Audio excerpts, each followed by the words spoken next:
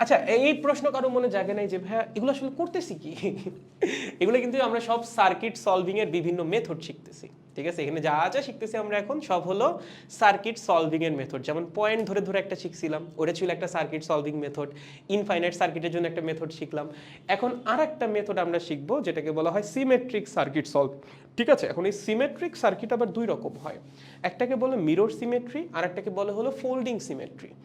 এখন এই symmetric circuit আপনি নর্মাল নিয়মেও সলভ করতে পারবেন। যেমন এই সার্কিটটা, এটা যদি আপনাকে তুল্যরোধ বের করতে বলে আপনি নর্মাল নিয়মে করতে পারবেন না, এটা হুইটস্টোন ব্রিজ দিয়ে করা যাবে, যেটা তোমরা 3-4 লেকচার পরেই পড়বা, যেটা তোমাদের বইয়ের মধ্যে আছেও। বাট এই যে সিমেট্রি যেটা, এটা কিন্তু তোমাদের বইয়ে নাই, বাট স্টিল আমরা এটা কেন করব? যখন অ্যাডমিশনে অনেক জটিল জটিল সার্কিট আসবে, তুমি এটা অ্যাডমিশন অ্যাপ্লাই করতে পারবা, কোনো সমস্যা নাই। তখন এই সিমেট্রি দিয়ে করলে ম্যাথ হয়ে যাবে সহজ। তুমি যেমন ধরো এই সার্কিটটা বের করে দাঁড়া দেখাচ্ছি, এটা দেখ, তুই এইটা নর্মালি করতে পারবি বল? এই সার্কিট নর্মালি সলভ করা সম্ভব? নর্মাল একটা নিয়ম, এই সার্কিট তুমি সলভ করতে পারবা? জীবন মোটামুটি বের হয়ে যাবে এই সার্কিট সলভ করতে গেলে নর্মালি। এখানে কিন্তু কোনো মাঝখানে ওই টান টান দাগও নাই, এখানে কিন্তু একটা সিঙ্গেল রোধও বাদ যাবে না, কোনো রোধই এখানে বাদ যাবে না, প্রত্যেকটা রোধের মধ্যে দিয়ে এখানে কারেন্ট যাবে। তুমি সার্কিট নর্মালি কেমনে সলভ করবা? সো এই টাইপের যে বড় বড় সার্কিটগুলো আছে সেগুলোয় সিমেট্রি অ্যাপ্লাই করলে বা ওগুলো যদি সিমেট্রি অ্যাপ্লাই করা যায় তখন খুব ইজিলি সলভ করা যায়। এই কারণে হলো এই নিয়মটা আমরা শিখব, ঠিক আছে? ওকে, তো আসো প্রথমে যেটা সেটা হলো মিরর সিমেট্রি। আচ্ছা, মিরর সিমেট্রির ব্যাপারটা কি খেয়াল করেন। আপনার কাছে একটা সার্কিট থাকবে, ওকে, একটা সার্কিট থাকবে। আপনার প্রথম কাজ হলো সার্কিটের অক্ষ খুঁজে বের করা। ভাইয়া সার্কিটের অক্ষ কি? যেই দুইটা পয়েন্টের মধ্যে তোমাকে তুল্য রোধ বের করতে বলছে সেই দুইটা পয়েন্টকে যোগ করে তুমি যে লাইনটা পাবা সেটা হলো সার্কিটের অক্ষ। আবার যেই দুইটা পয়েন্টের মধ্যে তোমাকে তুল্য রোধ বের করতে বলছে সেই দুইটা পয়েন্টকে যোগ করে তুমি যে লাইনটা পাবা সেটা কি? সার্কিটের অক্ষ। সো এই যে দেখো, এ পয়েন্ট এবং বি পয়েন্টের মধ্যে তোমাকে তুল্য রোধ বের করতে বলছে, তাহলে এ এবং বি কে যোগ করো, যোগ করে এই যে যে লাইনটা পাইছো তুমি, এইটাই কি তোমার বাবা সার্কিটের অক্ষ? আরে ইস, ঠিক আছে না? দেখতো, হ্যাঁ, এটা কি আমাদের, এটা হলো সার্কিটের অক্ষ, অ্যাক্সিস অফ দ্য সার্কিট, ঠিক আছে? Axis of the circuit.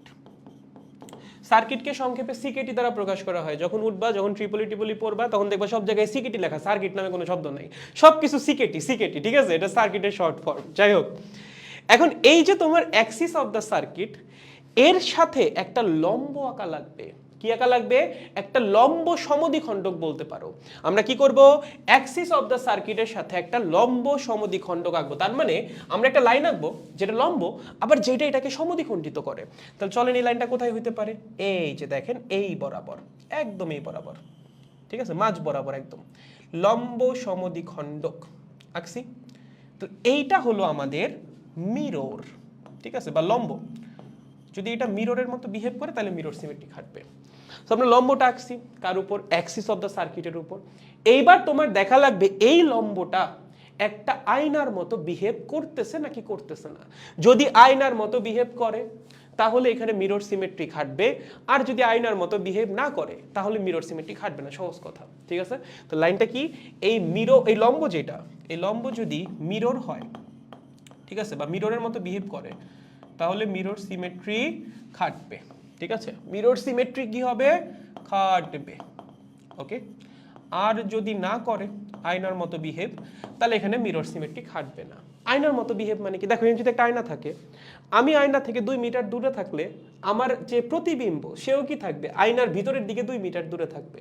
তাহলে খেয়াল করেন, এটা যদি আমার একটা আয়না হয়, আয়নার এই পাশেও আছে আর ওই পাশেও আছে আর, তার মানে এটা বস্তু হইলে এটা তার প্রতিবিম্ব। সিমিলারলি এখানে আছে 2r, দেখো এখানেও আছে 2r, তার মানে এটা বস্তু হইলে এটা তার প্রতিবিম্ব। তাহলে এই যে বস্তু, এই যে প্রতিবিম্ব, এই যে বস্তু, এই যে প্রতিবিম্ব, তাহলে এই লম্বটা কিসের মতো বিহেভ করছে? মিররের মতো। এর জন্য আমরা বলবো এখানে মিরর সিমেট্রি খাটছে।